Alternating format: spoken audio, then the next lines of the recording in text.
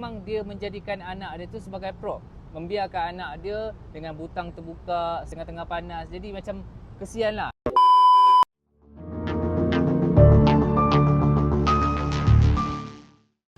Pengemis warga asing semakin berani dan menjadi-jadi apabila secara berleluasa meminta sedekah di lokasi tumpuan orang ramai seperti di Bazar Ramadan dan juga di tengah ibu kota. Bilangan mereka semakin bertambah dari tahun ke tahun apabila menjelang bulan Ramadan.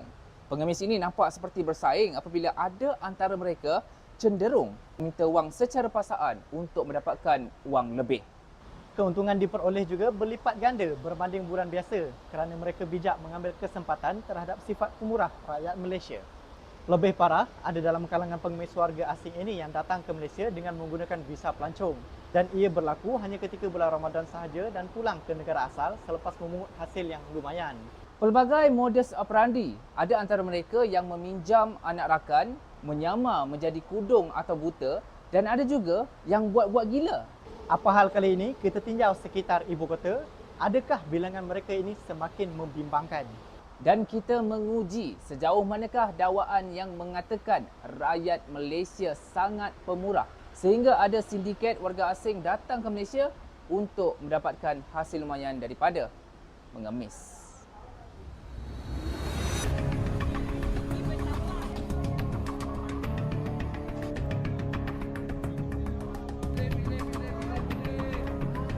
Okey, sekarang kami berada di stesen LRT Pasar Seni. Kebiasaannya ada pengemis-pengemis warga asing yang berada di sini, tapi tidak kelihatan. Dan kalau tengok kawasan ni lengang, cuma ada seorang saja yang sedang tidur, tapi kami tak boleh pastikan sama ada dia adalah pengemis ataupun memang gelandangan jalanan. Mari kita tinjau tempat lain.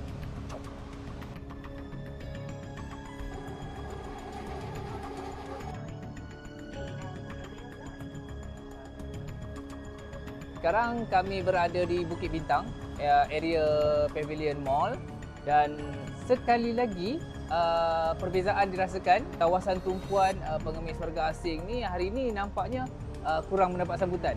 Sambatan yang menghubungkan dengan pavilion tadi, seorang pun tak ada, tapi di tepi-tepi jalan masih lagi kami dapat 4 hingga ke 5 orang pengemis warga asing.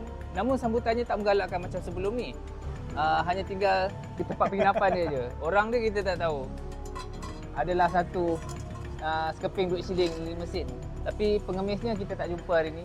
Kita pusing lagi sekitar ni, mungkin boleh dapat 5 hingga ke 6 lagi warga asing yang mengemis di ibu kota ni. Jom kita try.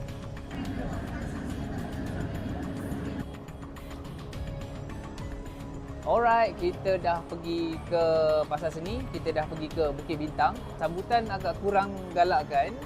Kami tak tahu, mungkin pihak berkuasa dah buat operasi ataupun serbuan untuk pengemis warga asing ni, kita tak tahu.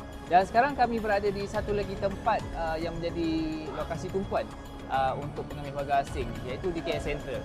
Selain tu, kita akan menguji juga pengunjung-pengunjung ataupun rakyat Malaysia dekat sini. Rakan tugas saya akan menyamar Pengemis untuk melihat sama ada betul ataupun tidak tanggapan ataupun fakta ataupun rumus yang dikatakan rakyat Malaysia adalah pemurah.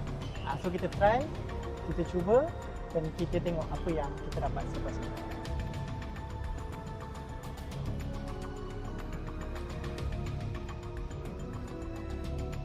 Okey, baik. Sekarang kami berada di Jalan Tun Sambatan, yang mana sahabat saya berada di seberang jalan sana.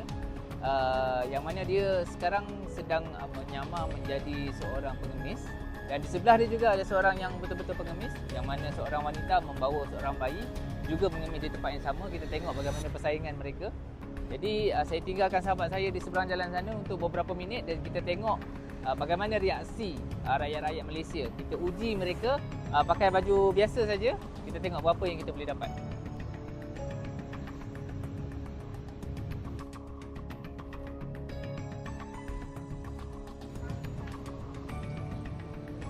Okey, baik. Rakan saya tadi ada berada di bawah. Kami dah 37 minit dah berada kat bawah. Masih ada yang bersedekah walaupun tak ada apa-apa prop, tiada tisu, hanya duduk sahaja. Masih lagi ada yang bersedekah. Jadi sekarang saya menunggu rakan saya. Saya dah bagi isyarat tadi supaya beredar dalam masa 5 minit. Saya menantikan di sini. Dan apa yang saya perasan, lebih ramai yang memberi sedekah ataupun memberi sumbangan kepada peminta sedekah yang membawa anak. Jadi mungkin hasil yang diperolehi oleh sahabat saya tadi mungkin boleh dikali gandakan dengan 2 kali ganda ataupun 3 kali ganda. Okey, sahabat saya pun dah. Macam mana? Hasil tinjauan saya memang betul, rakyat Malaysia pemurah. 40 minit. 40 minit saya boleh dapat hampir dalam RM20. Berapa ringgit?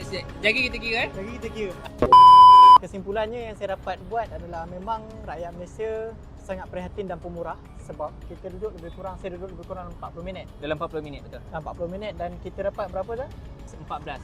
14 RM14 dalam masa 40 minit. Saya congaklah dalam RM14 dalam 40 minit saya jadikan sejam lah, senang. RM14 dalam sejam. Kalaulah dalam masa 12 jam lah kita tunggu kat situ tadi, kita darabkan RM14 dengan 12 jam, lebih kurang RM168 boleh diperolehi dalam sehari tanpa apa-apa prop. Menyamar sebagai kudung ke, menyamar buta ke, bawa anak ke, bawa tisu ke, dia datang tadi kosong je, boleh dapat RM168 dalam masa 12 jam. Cuma tadi masa saya buat penyamaran tadi, ada segelintir ataupun ada seorang sebenarnya lelaki yang seakan-akan buta tetapi matanya asyik memandang saya dan dia lalu 2-3 kali juga. Dan selepas itu yang peminta-peminta sedekah ni pun mula hilang. So saya tak tahu sama ada ini sindiket ataupun tidak. Berdasarkan pemerhatian saya pula sebagai orang yang berlega-lega kat situ, kalau anda boleh lihat peminta sedekah yang membawa anak kecil tadi, seorang wanita bawa anak kecil tadi, dia seolah-olah perasan yang saya sedang merakam dia. Mungkin dia berasa tak selesa dan dia pergi ke kedai belakang tu, dia mengambil barang dia, satu beg warna biru, dan dia menyiapkan anak dia, memakaikan kasut, memakaikan sarung baby dan juga topi. Dan nampaklah kat sini bahawa memang dia menjadikan anak dia tu sebagai prop. Membiarkan anak dia dengan butang terbuka tengah panas. Jadi macam kesianlah, tak sepatut dilakukan sebegitu. Sebab kelengkapan anak dia ada di dalam beg yang dia letakkan di belakang kedai. Jadi nampaklah dia punya tujuan dia kan, memang betul. minta simpati menggunakan anak. Memang kesian anak tu. Dan duit ni akan kami masukkan ke dalam tabung masjid, insyaAllah. Kami tak akan menggunakan duit ni lah sebab ini adalah eksperimen dan orang yang beri sedekah ni pun akan mendapat pahala ganjarannya lah. Kesimpulan untuk kami punya slot apa hal kali ini, berdasarkan kita punya tinjauan sebentar tadi di pasar seni, Bukit Bintang dan juga di KL Sentral, nampaknya bilangan mereka kurang pula pada hari ini. Kami tak tahu, mungkin kumpulan-kumpulan ni ada tertumpu dekat mana-mana bazar Ramadan ke apa, kita tak tahu. Ataupun baru-baru ni ada operasi ataupun serbuan daripada pihak berkuasa, kita tak tahu. Dan mungkin ada waktu-waktu yang mereka keluar. Ya betul, ada waktu-waktu kita tak tahu. Tapi berdasarkan tinjauan kami pada hari ini, nampaknya bilangan mereka semakin berkurang lah di kawasan-kawasan tumpuan.